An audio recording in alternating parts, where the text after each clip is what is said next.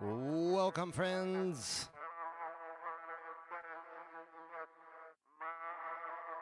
Welcome to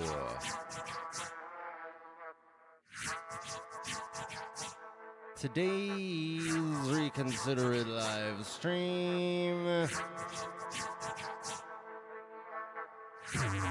Best live stream you're gonna see all day.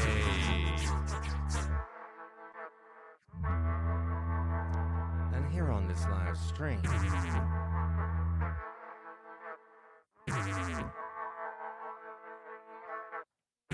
you are gonna get a very nice hour of some improvised live looping, all vocals. You are currently hearing the foundations of a beat, all vocals. By your side,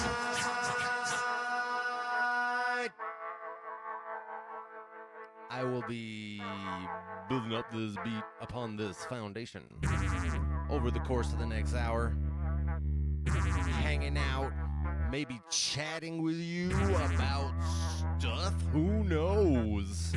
We're gonna bring in the synthesizer. Man, it's gonna be good. It is called Tinker Time.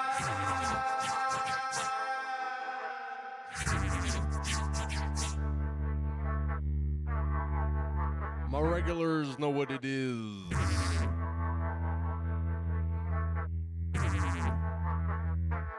Speaking of my regulars,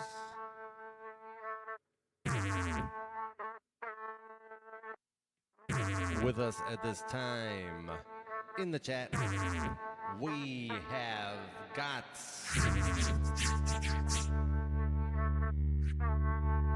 the observer of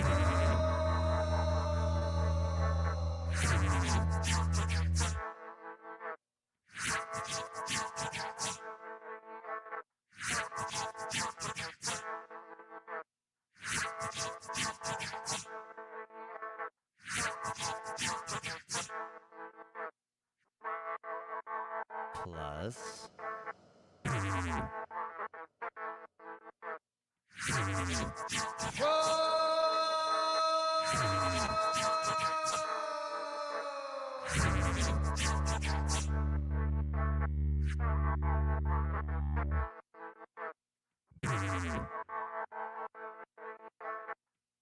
if you are new,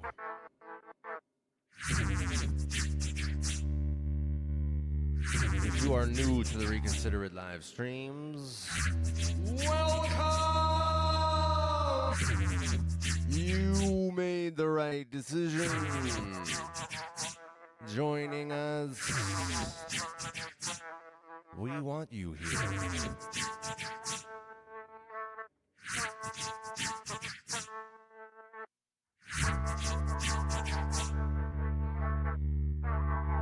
At this time, my friends, we are in a warm-up phase. We are just getting ourselves situated.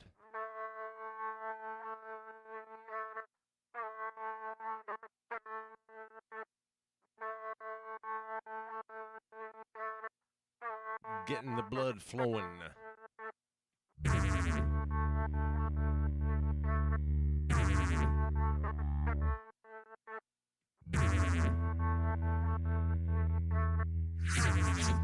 Getting ourselves acclimated. Feeling comfortable with this foundation of a beat. It's already feeling real good.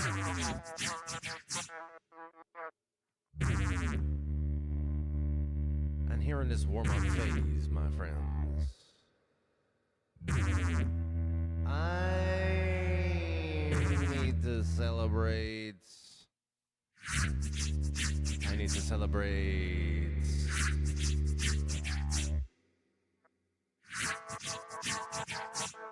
You.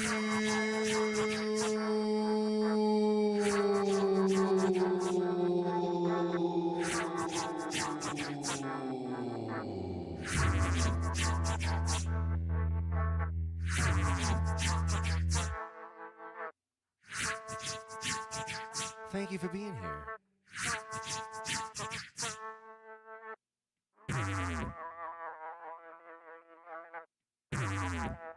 Whether you are here with us live in the chat, whether you are here with us live, but you are not in the chat, whether you are here with us after the live, you are watching on replay. However it is that you are here with us, thank you for being here. I am going to celebrate you at this time in this way. I have got my drink.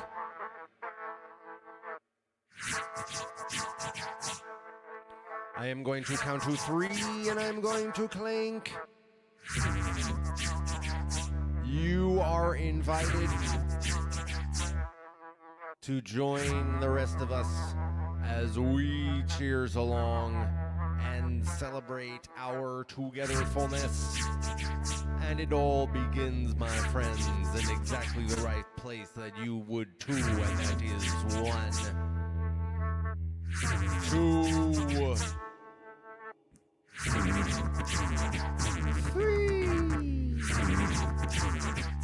Clink. Cheers, my friends.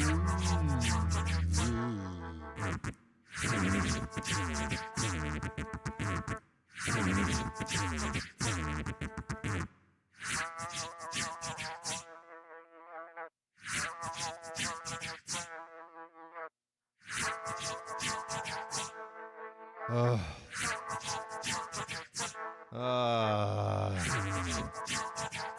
Man, that is good. Oh, man, that's just, that's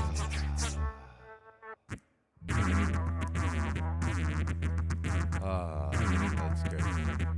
That's good. That's good. Please like this video. Please subscribe. Please share this video where it would be well received.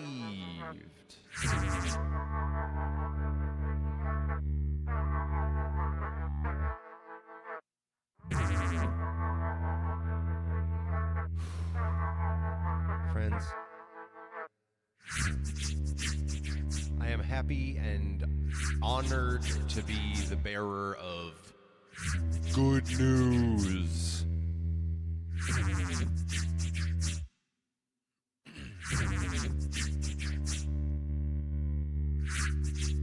We have got a tinker stream on our hands, which is really good. It's really good.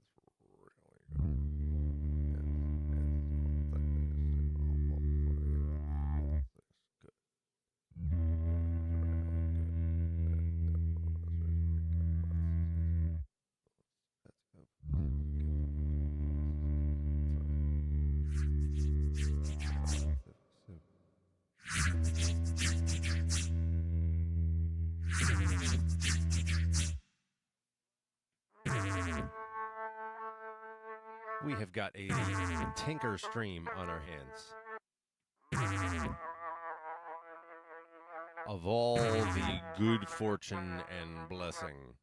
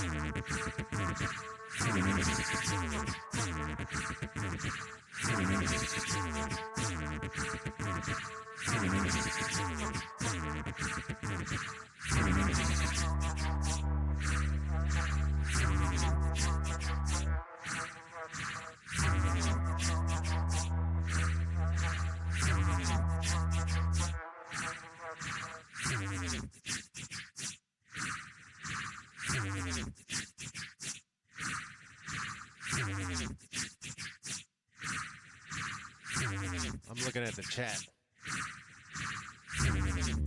and it sounds like Probes is having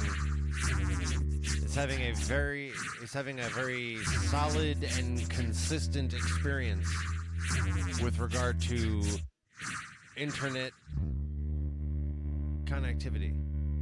The reliability reliability of his internet connection is a very, very high degree of reliability indeed. Or so it sounds like.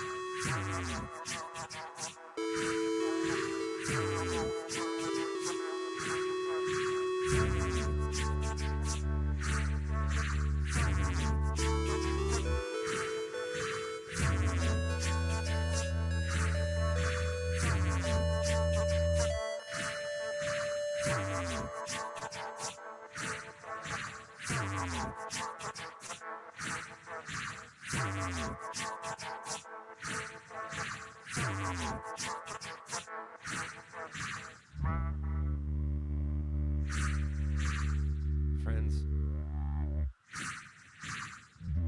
I am happy to inform you that we have got the first comment, the first chat to be pinned to the screen. Pinned to the screen.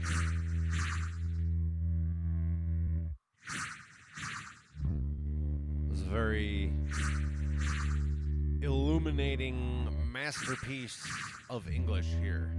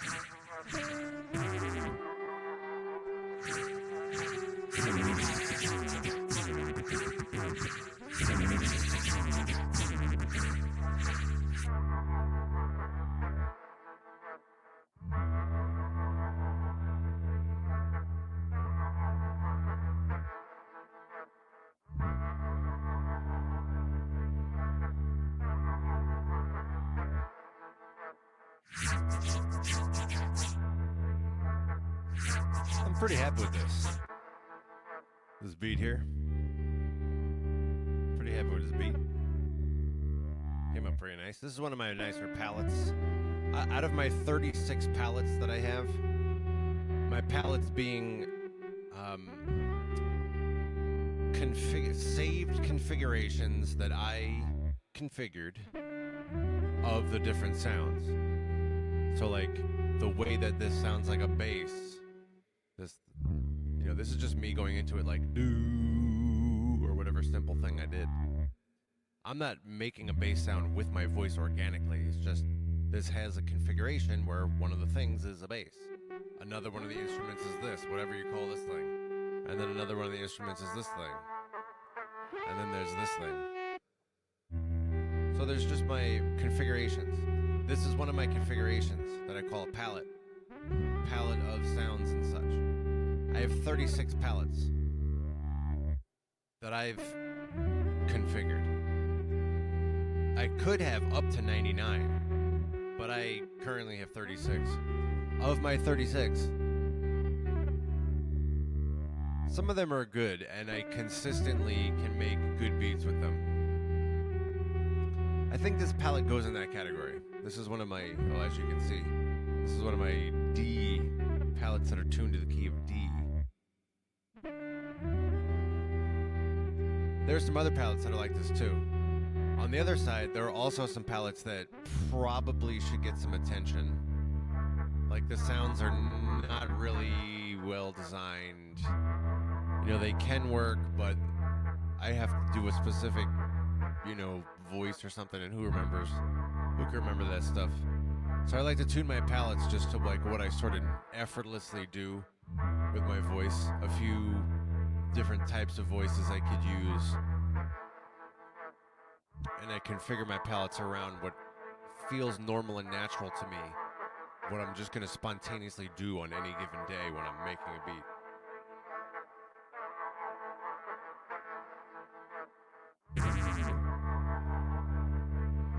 Jack says, this beat has some interesting highs.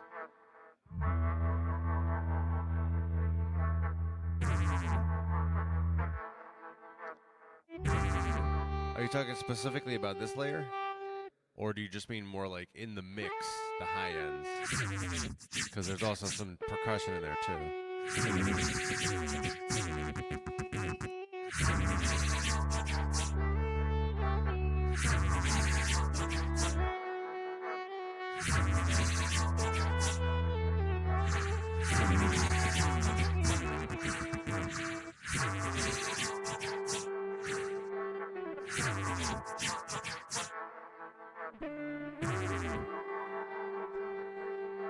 So yeah, I think this beat came out pretty nice. There's a lot of good elements to this. I probably could use it. I am considering investing more time. Considering, not committing to. I am considering spending more time putting together arrangements of these beats. My regulars know that I make a bunch of beats. You know, I do usually 4 or 5 live streams a week. Let's just say 4 for estimate. I do 4 live streams a week, which means I make generally at least 4 beats a week. Something like 16, let's say 15 beats a month. 15 beats a month is a lot. For like not really trying to make music too hard. These days I'm not releasing albums. I'm not like, you know, writing songs with all of everything. I'm gonna make these just the greatest lyrics anyone's ever heard. I'm not spending a lot of time doing that right now. My music is really just doing these live streams. But all for the live streams, I do occasionally put something together. My regulars know I have a playlist on my YouTube page called, I think it's called Live Looping Arrangement. Really, arrangements, plural. Live Looping Arrangement, I think. As of this recording, which is February 3rd, 2026.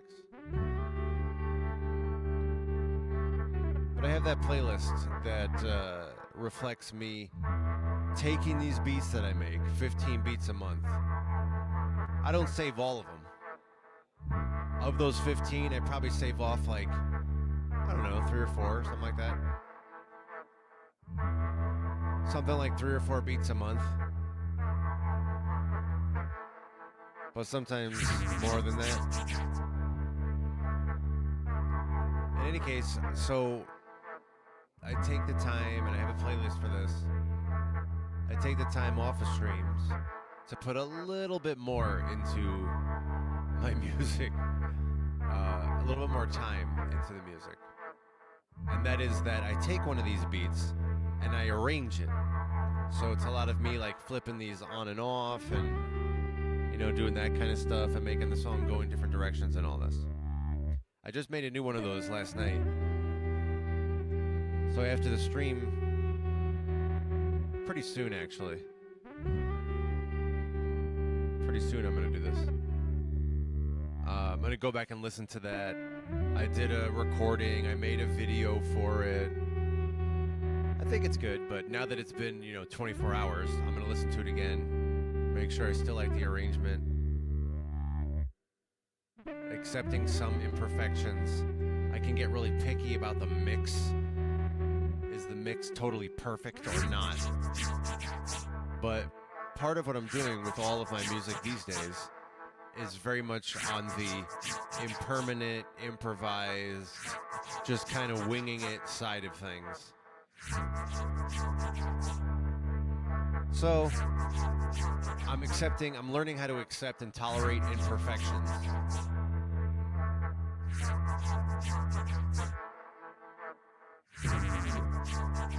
And the mix is one of those imperfections. There's no way I'm going to get it perfect. And I can't mix after the fact. But I remember being a good take where, everything got turned off and on, and I didn't have any of these things. Or if I'm like, all right, I'm done listening, let me turn, there was like an extra little tidbit at the end there. All right, I'm going to turn off these layers. Here we go. I'm going to turn them off. Oh, dang. It was actually, I'm a little caught. This was a good take. There was no little things that got caught or, I went this a little too long. Or I remember being a good take. So I expect to be pretty happy with it, but I'll see if I still like the arrangement. And if so, you can look forward to seeing that this coming Monday. And my point is, the reason I'm talking about all this is that I would like to spend more time doing that. If I could do like one of those a week, that'd be pretty good. That'd be pretty good. I already release something every Monday. Releasing a music video, that is. With the green screening and everything, quote-unquote green screening. My walls are green in this room.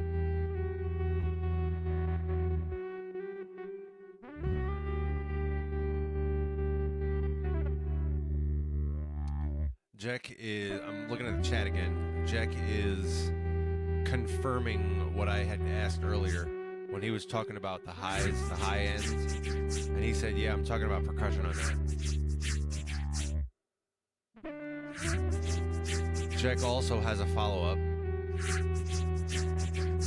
He says, do you back up those files? The answer is yes. Even though I don't use all of my beats from all of my streams, I only save, what did I say, 3 or 4 beats a month maybe? That's a random estimate. A random wild guess. That's not, maybe it's slightly informed. Anyway, something like 3 or 4 beats a month that I save and I plan to do something with. But I also effectively throw out, what, like 12 beats a month? 11 or 12 beats a month, something like that. But I do save the beats, even though I don't use them. So yes, generally, for all of my live streams for the past, I don't know when I started, probably like May of 2025, around there-ish, I started saving all of everything I do on live streams. So now, yes, all of my streams since that time, with a couple of exceptions here and there. There are a few live streams that, for whatever reason, I don't have the beat for them. I remember one time I accidentally didn't save. I only half saved the beat. I saved it on the top looper, but I did not save it on the bottom looper. So when I went to go get it later, I was like, oh, because I remember it being a pretty dope beat. And there are a couple of other ones that, for some other mishap, I didn't save them. But for the most part, if you go back and look at any of my live streams since, let's say, May or June-ish 2025, I do indeed have the beat for that live stream that I made on the live stream. I was a little surprised at the following. I tried to use them in a DAW.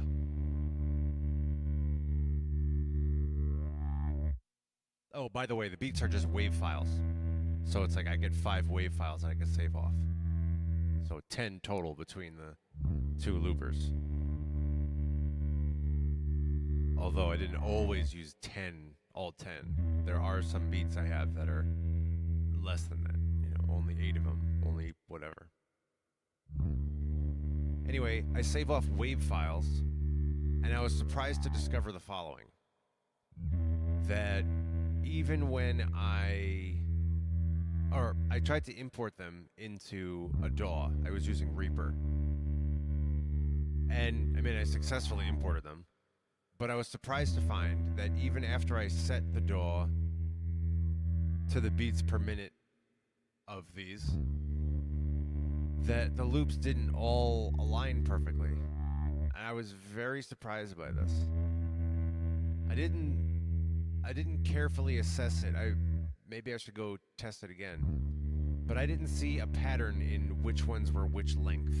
It's possible, as I say this out loud now, it's possible that the 2 different loopers were different lengths. So like these 5 versus these 5. These 5 all the same length. These 5. That's possible. It might have been as simple as that. But even still,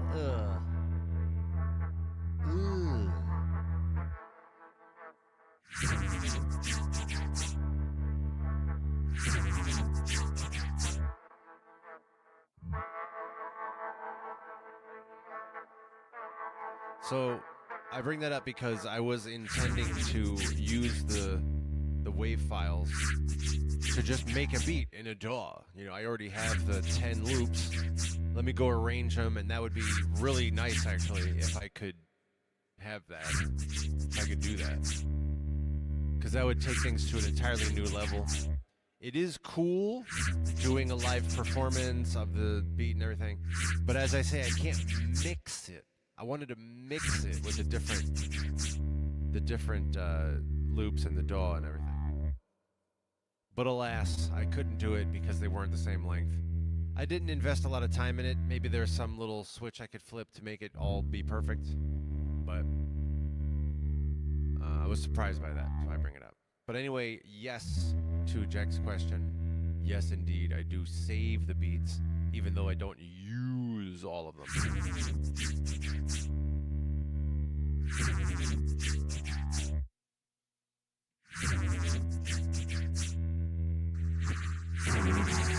George!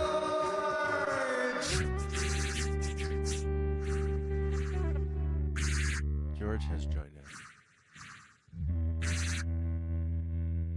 Jack says that it's a totally unique sound palette.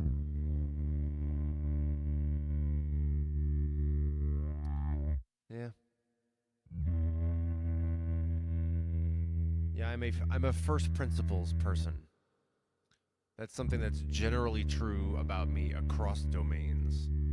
Maybe I'm not claiming that it's true in every domain, but as a general thing, I am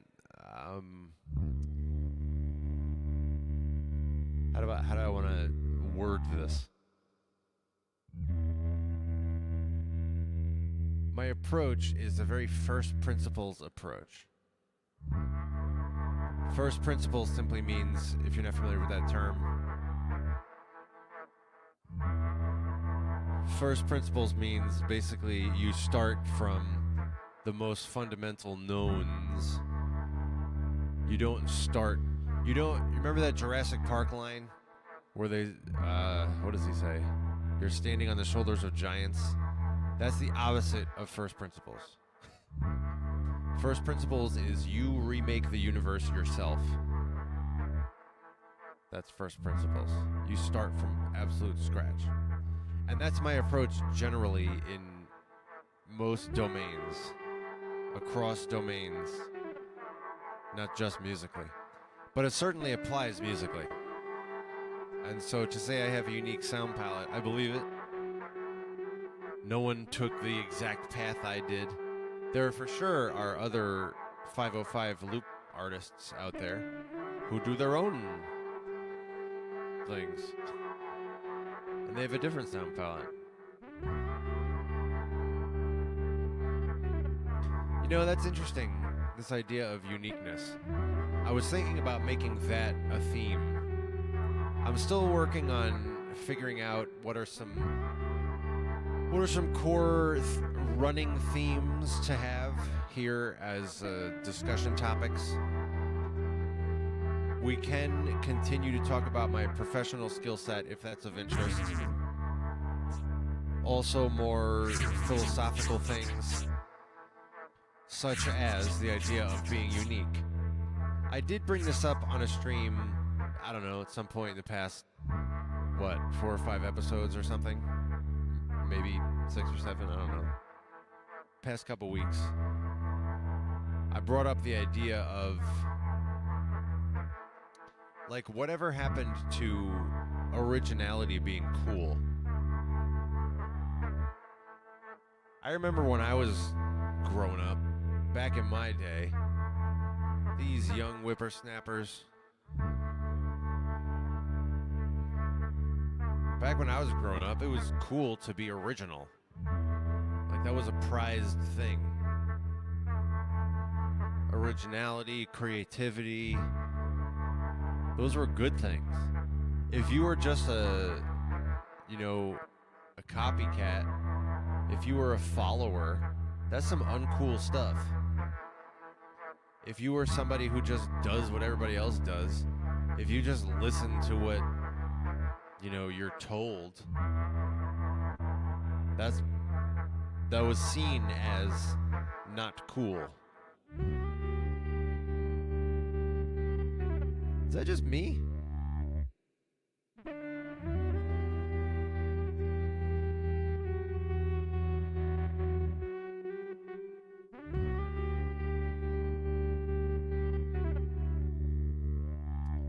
In any case, so I thought about bringing that up. And as I say, I did bring it up at some point recently-ish. But I had been recently also considering bringing it up again. This idea of being original versus being a follower. And unfortunately, for I'm gonna say something right now that you are gonna immediately recognize as true, and most people nowadays recognize this as true. It's still in debate and discussion exactly why this is happening.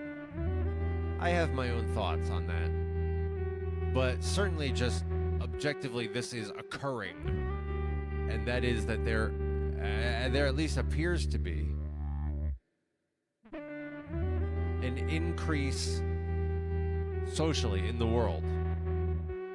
At least I'm talking about American culture specifically, but this also extends to, what I observe online, even beyond just American culture. But all I'm commenting on is American culture right now.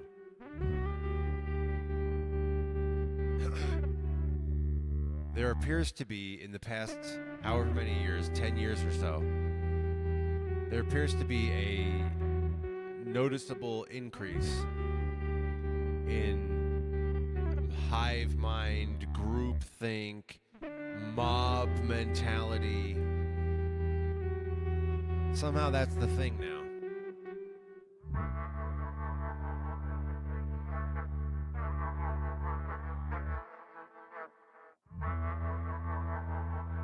I don't like it.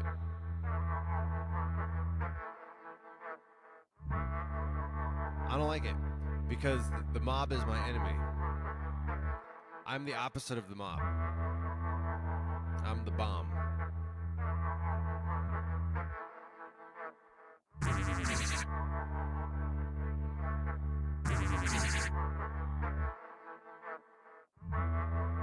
I'm all about originality and standing on your own and remaking the universe from first principles. The mob is the opposite of that. The hive mind, the groupthink, the you'd better agree with us pressure.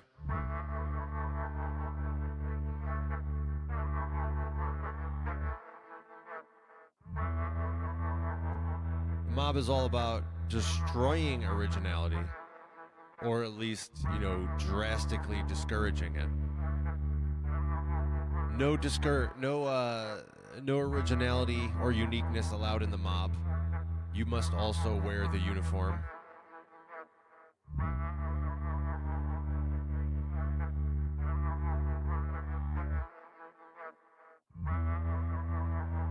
The mob is not about recreating the universe from first principles. The mob is about, effectively mind control. It's like, you must repeat this thing that we have calculated to be the thought. You must agree with this thought as well. Adopt this thought and act as though it is your own, regardless of whether it is your own. If you adopt the thought as your own genuinely and sincerely, then you will be promoted within the ranks of the mob. If you simply act as though you are in agreement with the thought, even if you don't really agree, you didn't adopt it, but if your behavior is that of agreeing with the thought, the calculated thought,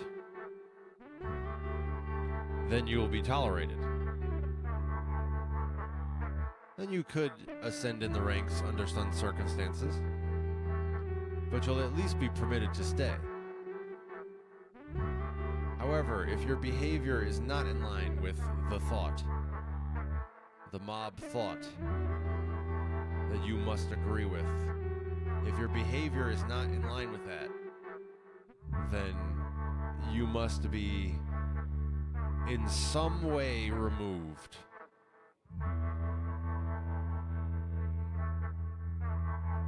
You don't necessarily need to be injured in any way, but the mob certainly wouldn't care if you were.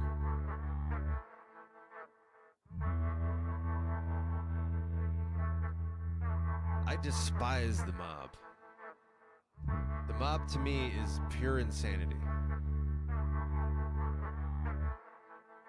Anything where there's large groups of people all acting in unison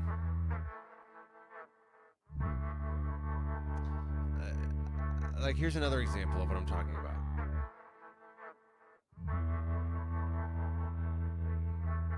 Some number of years ago, I remember attending some open mics at this particular venue. And there was this one performer who would often, I think he used to play just a guitar, like acoustic guitar kind of thing. But it wasn't, covers of Dave Matthews. It was his own stuff. And he had these sing-alongs. And I'm just not doing it, bro. Like, you're trying to expect everybody in the place, like there's some obligation that I must participate in your mind control. I will do no such thing. I'm just not going to do it. My behavior will not be in alignment with your expectation that your words will be coming out of my mouth. That will happen 0 times. And it was really weird looking around and seeing people in the open mic, like, humoring him with this sing-along. It's so strange to me how people exhibit this, I guess you say some kind of like social compliance. I'm not sure exactly what I'm trying to articulate here. The way that people just acquiesce to social pressures. You need to think this, you need to say this, you need to, live like this. The way people just completely surrender, it's so, it's kind of scary to me, honestly. It's very bizarre and foreign and strange.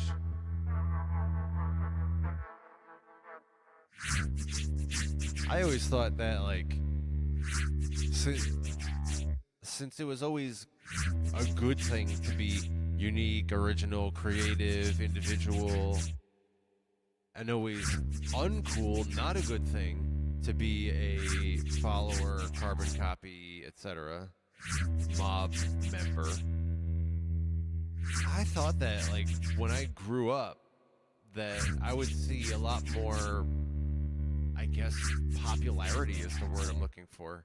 A lot more acceptance culturally for individuality. Nothing like that is true.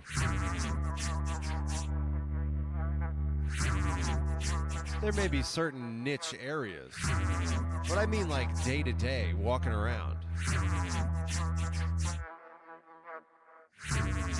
In your civilian life, so to speak. Not in, on stage as an artist with, face paint and a mohawk. I mean, just walking around day to day. It is ultra not valued to be an original individual.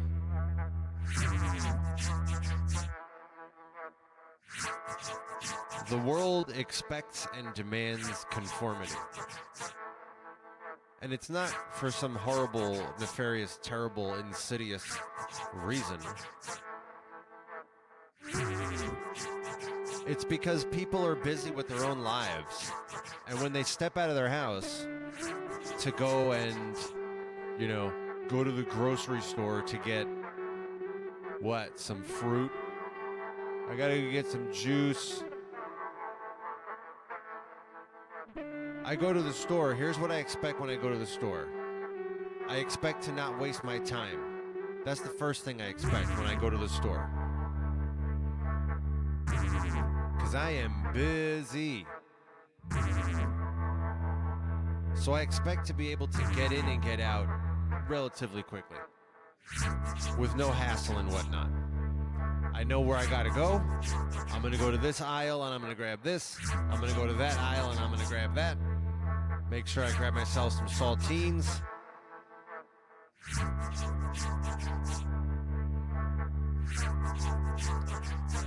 And then I'm gonna get out. And in order to do all of this, here's what I expect. I expect I expect that the saltines are going to be in that aisle where they are. And I expect that, what did I say, juice? I expect the juice is still going to be in that spot where they keep the juice. And I expect other things like that as well.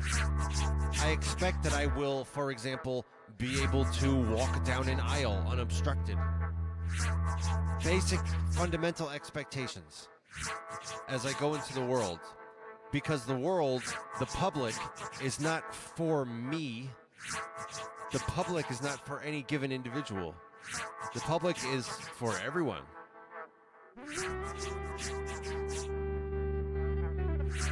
And the public has to reflect something that's like accessible to everyone, or at least, always strives toward that. But it has to be accessible. That's one of the requirements of the public. And by public, I mean any facility or service that is open to the public. Has to be accessible.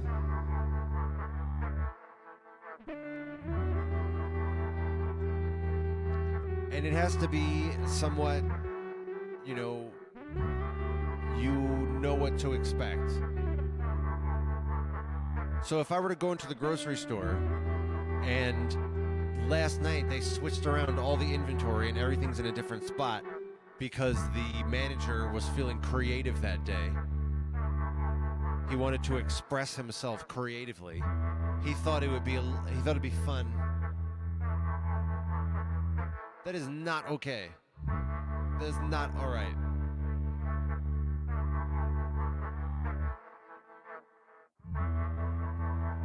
Something like that is true when it comes to your interactions with people. You see someone, you say, "Hi, how you doing?"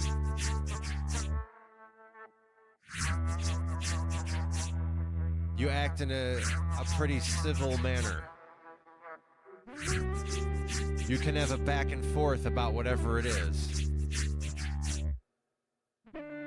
You can get along. You have some degree of social skills that enable you to get along with others.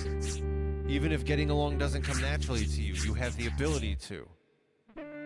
These are some basic expectations for interacting with a person.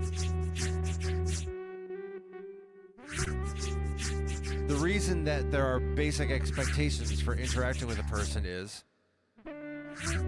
people are busy. They don't want to hear your unique creative expressions and your unique flair for how you express whatever.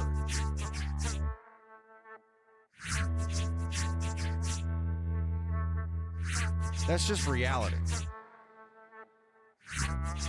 And yet, that's the problem I run into often in my life. Is that I am unique in a way that's not voluntary. I recreate the entire universe from scratch everywhere I go.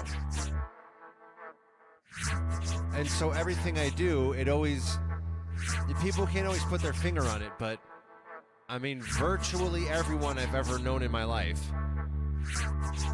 at some point has told me some version of, "Wow, you're really unique. Wow, you dance to the beat of your own drum. Wow, you're, really your own individual," or anything along those lines. "I've never met anyone like you. That's so original," or "That's so unique." People have told me that my entire life, going back to, grade school.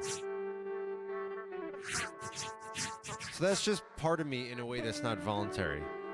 I just am unique in a way that even I am not totally aware of what that means. But that's what people tell me.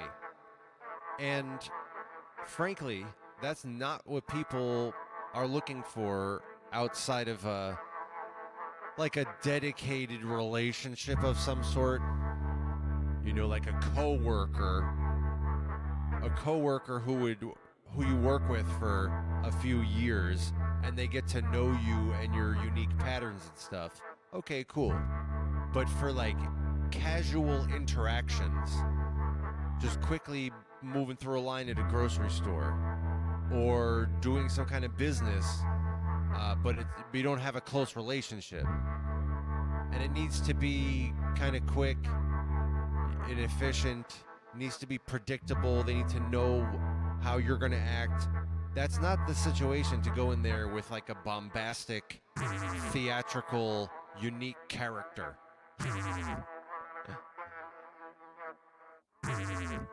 That's the time to go in there and have an extremely mild personality. Extremely mild, predictable personality. Comfortable, friendly, approachable. Those things take conscious effort from me. There are skills to do it, but it takes conscious effort. And when I like flexing a muscle, and if I stop flexing the muscle, or I should say when I stop flexing the muscle, then it's back to the, intense uniqueness that makes for a good friend or someone that you know in an ongoing manner otherwise, but is not great for brief, casual, public interaction with strangers. I've said the following thing before, but I heard someone capture what I'm trying to say pretty well once.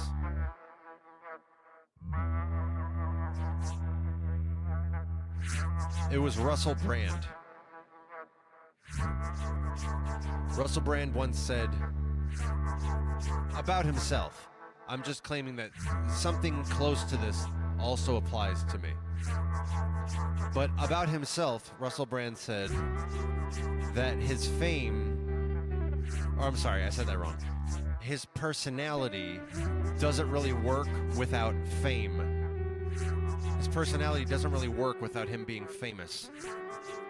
Something like that is true about me. My personality doesn't really work in small day-to-day interactions on its own, without a lot of me, controlling everything I say and do, with a lot of conscious intention. Just being myself doesn't really work in small, casual interactions. It works when my reputation precedes me. My personality works when I'm dealing with crowds of people, when I'm dealing with large groups of people. I've brought up many times here how I'm a speaker and educator. When I speak to, 20 people, 30 people, 100 people, 10,000 people,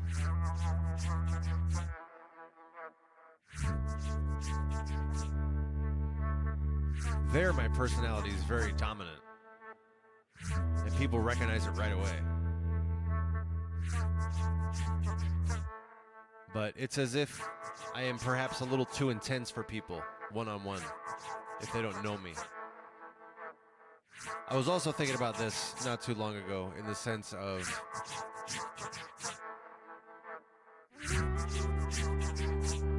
I don't have a lot of respect for egos.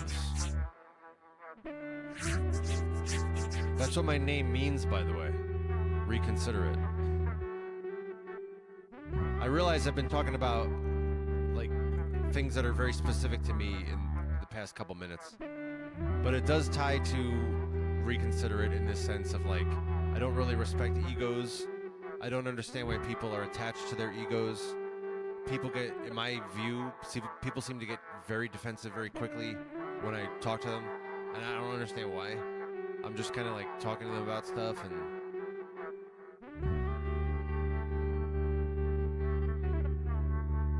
I gather, I try to put the pieces together, because nobody tells me what's going on. I have to figure it all out in the dark. But I gather there's something about their ego sensitivity that I'm upsetting. And I don't mean to be upsetting. I don't mean to be this, disagreeable person, or I don't know what they're perceiving, but I understand if they're not comfortable with some degree of ego disrespect, ego destruction, not playing your little games, not interested in taking part in your little games here. Your little ego games, your little personality limitations, your little cultural practices, your expectations. I don't care about any of that. And people take that personally for some reason. And so my personality doesn't really work on a small scale. My personality doesn't really work without fame. Or at least without a stage.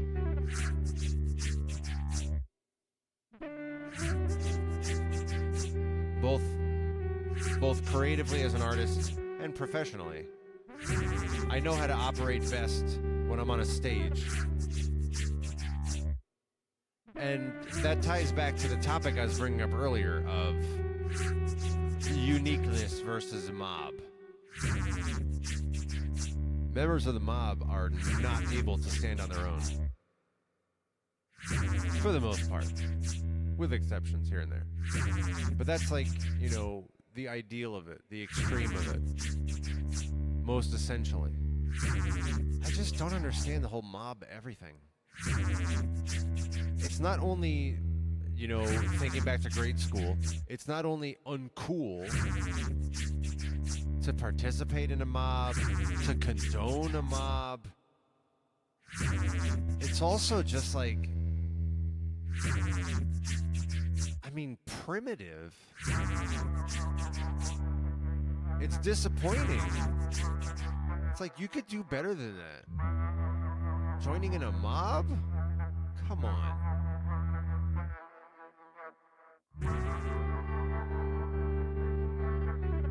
So I don't get it. But there's an increase in groupthink, in conformity, in mob-like pressure to conform. There's a noticeable increase in that in the past however many years. 10 years? 2015? And I don't like it. It makes me very uncomfortable. I don't do the sing-along. You can sing your song, go ahead. Don't expect me to let you control my vocal cords. I'm in control of that.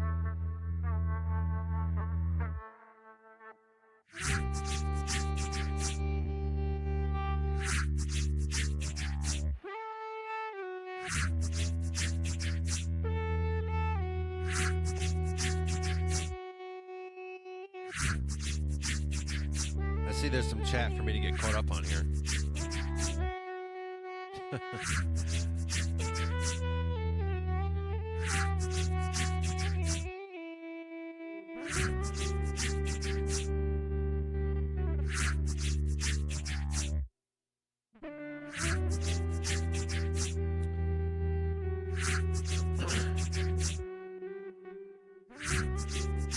Jack is talking about people drinking the Kool-Aid. Yeah, that's effectively what I'm talking about. When I say mob, I mean that as a general term for just conformity, or as you say, drink the Kool-Aid. That is indeed what I'm talking about. Yes, I'm not making a distinction between those two. Jack says animals naturally try to blend in. See, that's what I mean. That's what I mean when I say it's disappointing, because it's primitive. It's like, aren't you supposed to be standing upright with a backbone as a human? Isn't that what you are? The mob stuff, it's gross. But yeah, pack animals try to blend in. Or I shouldn't even say pack animals, just animals in general. Animals in general, many, maybe not all, but many animals do indeed try to not stand out. They don't need to be a target or source of attention. Not a source of attention, but a target of attention.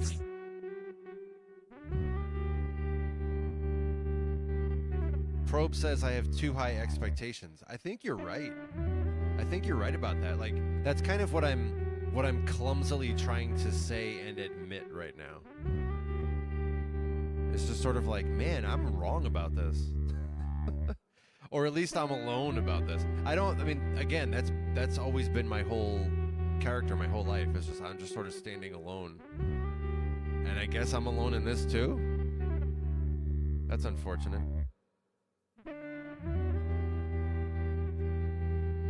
Probes is clarifying. He's saying expectations of my store experience. Oh, I see. Are you talking about like the manager suddenly rearranging the stores? Is that what you're talking about? I should have just gone with it.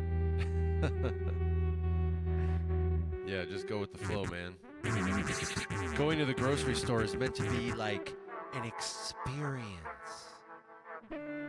No, it's not.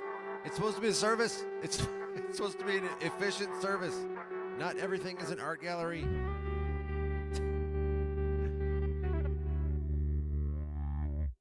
I am an artist, and I'm saying not everything is an art gallery.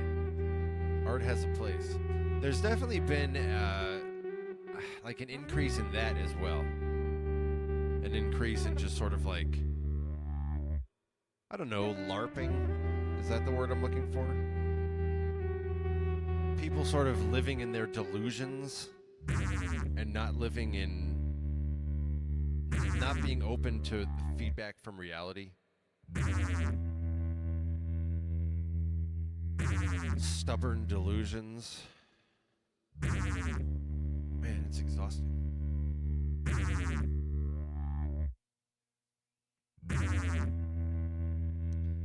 Jack says, what about a mob whisperer? Yeah. I do know how to communicate with groups of people. I have that skill.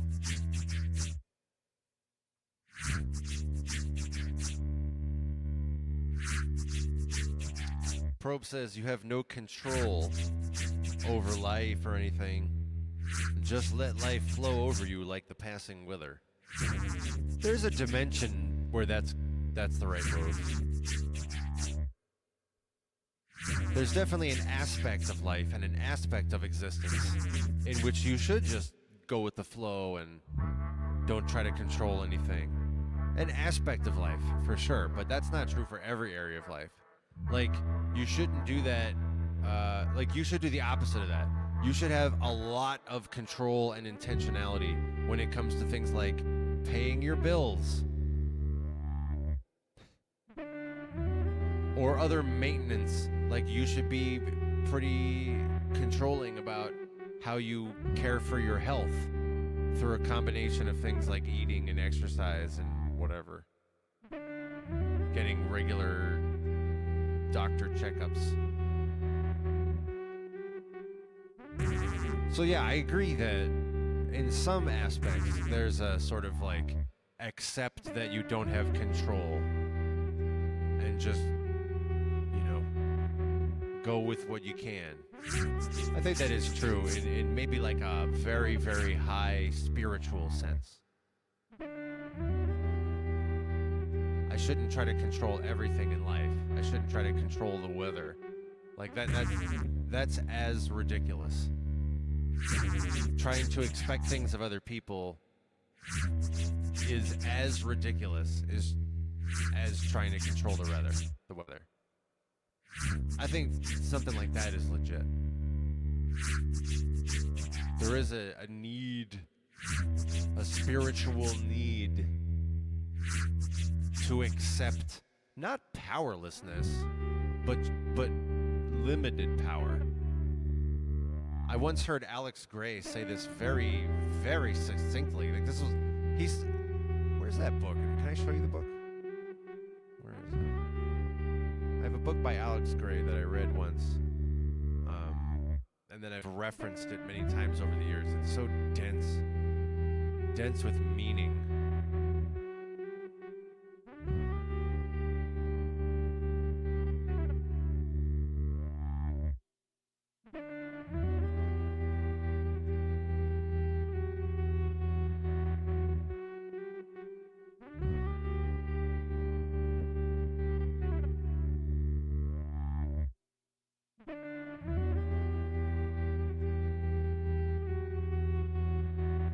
I got it. There it is.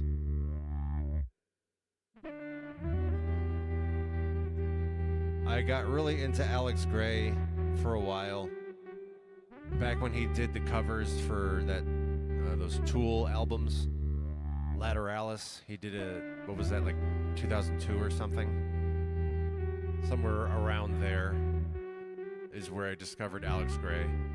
If you're not familiar with Alex Gray, he's pretty intense, which is my character, so I like him. I'm drawn to him in that way. But this book is like amazingly articulate and succinct and insightful and readable. Like it's not just that it's brilliant, but it's you know, it's not talking to a first grader, but it's also it's accessible. Anyway, so it's very well written, but it's very dense, very densely written. I could sit there and read one paragraph a couple of times to make sure I absorbed everything from that. Anyway, it's, as the title suggests, it says the mission of art. And he takes the role of being, he's a painter, by the way. I didn't say that if you don't know Alex Gray. He's a painter, but he does a lot more than just paint. And in the book, he talks about just like the life path, the spiritual life path of an artist. And there's a lot of good content in there. Many sentences that I've pondered over the years. And here's one of them. I have no recollection of where this came up outside of just some spiritual discussion he was having. And he used the following statement. I may have telephoned it over the years. In my mind, this is a quote, but it's possible that this is my paraphrase and I don't know it. But I think he said the following. Unfortunately, we are limited by these bodies. That one sentence. Unfortunately, we are limited by these bodies. And so there's a lot in there to take out of it.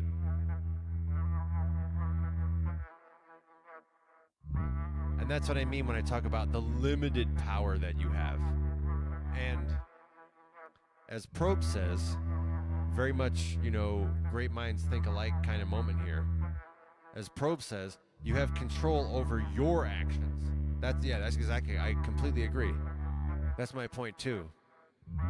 That there's this limitation around what you can control.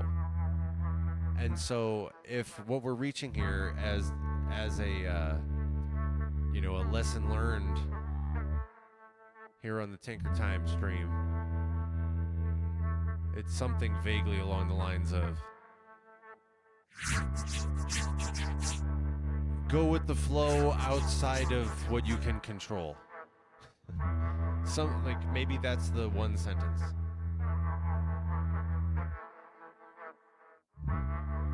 You have to accept that you can control some things. Maybe you don't want to acknowledge that you can control them. But there are some things you can control, and then there's everything else in the entirety of existence. There's a very, very small amount of things you can control, and then just endless amounts of things you cannot control. And so you have to accept that premise as a fundamental reality, as a starting point.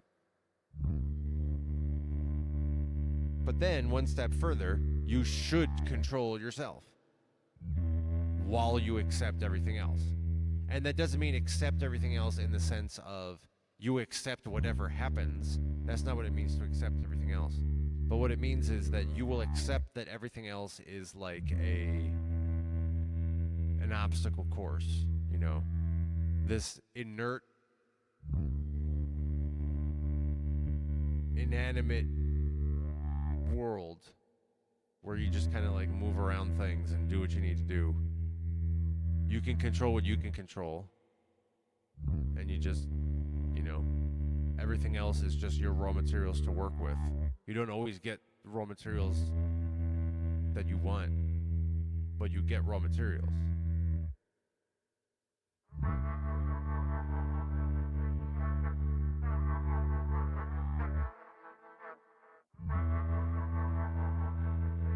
We've done a lot of good with these raw materials today on this stream. Not only do we, like an hour ago, I was coming through and I was like, man, we made a good beat. I'm so happy with this. I was getting ready to wrap it up. And then we got a whole hour of me talking about being unique and how it doesn't really work to be unique outside of ongoing close relationships. Ongoing close relationships is like the only place where it works to be unique. Or fame, where people can know you and they can learn about you long before they actually interact with you. And that's all I mean by fame. Your reputation precedes you. People know what to expect before they meet you. That also works. And that can work in some cases. I do experience that to a degree in my professional life. That people know me before they meet me. There's an element of that. Not always with everyone, but there's plenty of people for whom that's true. And that works. That's good. Anyway, we got like an hour of that. And even though I did a lot of talking about myself and things that are frankly kind of personal, it was all in the service of this topic of like uniqueness and mob mentality and how disappointing that is to see it as a trend that has increased over the past decade. There's just more and more and more conformity and drinking the Kool-Aid and mob mentality and groupthink and you'd better agree with the rest of us pressure and all of that.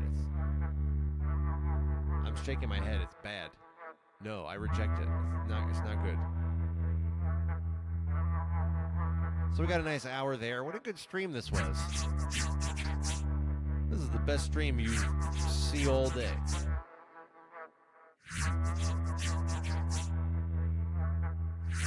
Friends, we're going to do the closing cheers at this time. This is going to be really good. I am going to count to 3. It's going to be really fast. My regulars know that the closing cheers is so fast they come. 1, 2, and 3. Clink. Cheers, my friends.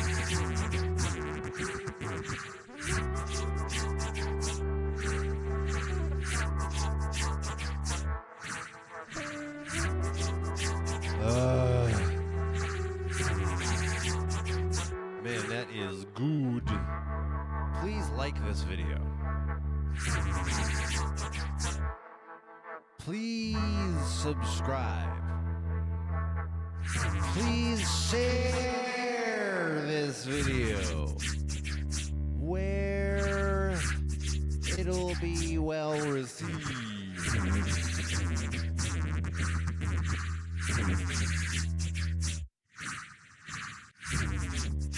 I hope to see you again on the next live stream.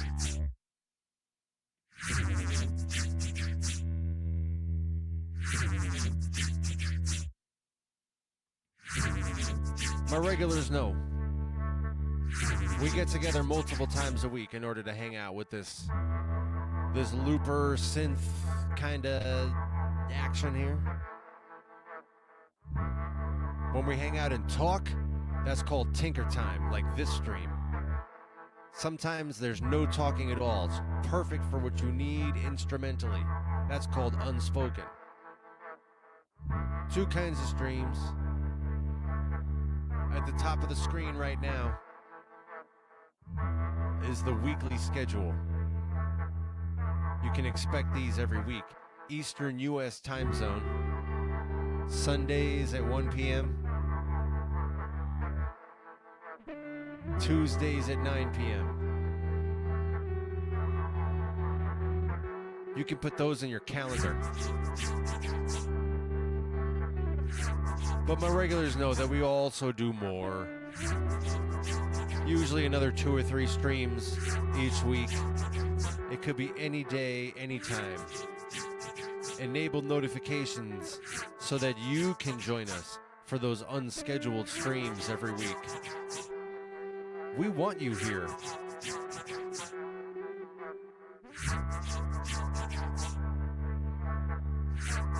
And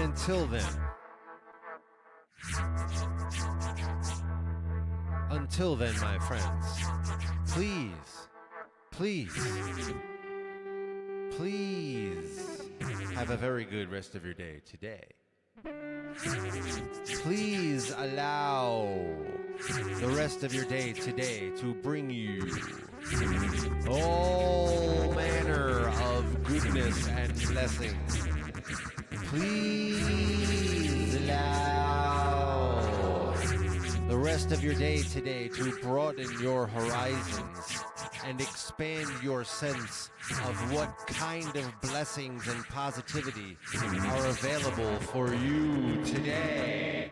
Please allow the rest of your day today to bring you to new levels of openness regarding your receptivity to all of the goodness and blessing and healing that is within your perimeter already today. Please allow the rest of your day today to expand your horizons further than ever before regarding new possibilities entirely, things you didn't know were even a thing. Let these things come to you from some unknown place today. Please experience new levels of profit and wealth today.